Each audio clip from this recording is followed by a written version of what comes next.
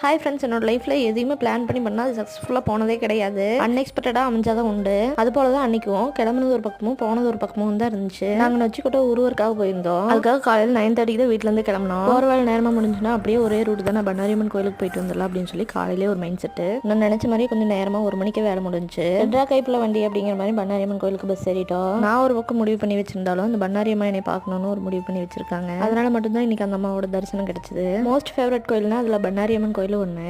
Yearly once ஆச்சு கண்டிப்பாக இந்த கோயிலுக்கு வந்துருவோம். கல்யாணத்துக்கு முன்னாடி நானும் தேவமாக வந்து வருஷம் குண்டை இறங்கிடுவோம். சூழ்நிலை மாற்றங்கனால என்னால் இப்போ வர முடியுமாட்டேங்குது. அம்மா இப்போ வரைக்கும் குண்டை இறங்கிட்டு தான் இருக்காங்க. யாரெல்லாம் பண்ணாரியம்மன் கோயிலுக்கு போயிருக்கீங்க, குண்டை இறங்கியிருக்கீங்க, மறக்காம கமெண்ட்ல ஷேர் பண்ணுங்க. அப்படியே பண்ணாரியம்மன் பிடிச்சிருந்தா மறக்காம நம்ம சேனலை சப்ஸ்கிரைப் பண்ணிக்கோங்க. கிட்டத்தட்ட புளியம்பட்டியிலேருந்து 2 மணிக்கு பஸ் ஏறணும். டவுன் பஸ்ன்றதுனால பண்ணாரியம்மன் கோயில் ரீச் ஆக 4 மணி ஆயிடுச்சு. கோயில ரீச் ஆன மாதிரி சரியான பசியை உடனே சாப்பிட்டு ஆர்ப்பாட்டமே இல்லாமல் அந்த தாயை பார்த்துட்டு பிரசாதமும் வாங்கி சாப்பிட்டு வீட்டுக்கு கிளம்பிட்டோம். அந்த தாயோட அருள் அந்த டே எங்களுக்கு ரொம்ப ஸ்பெஷலாக போச்சு.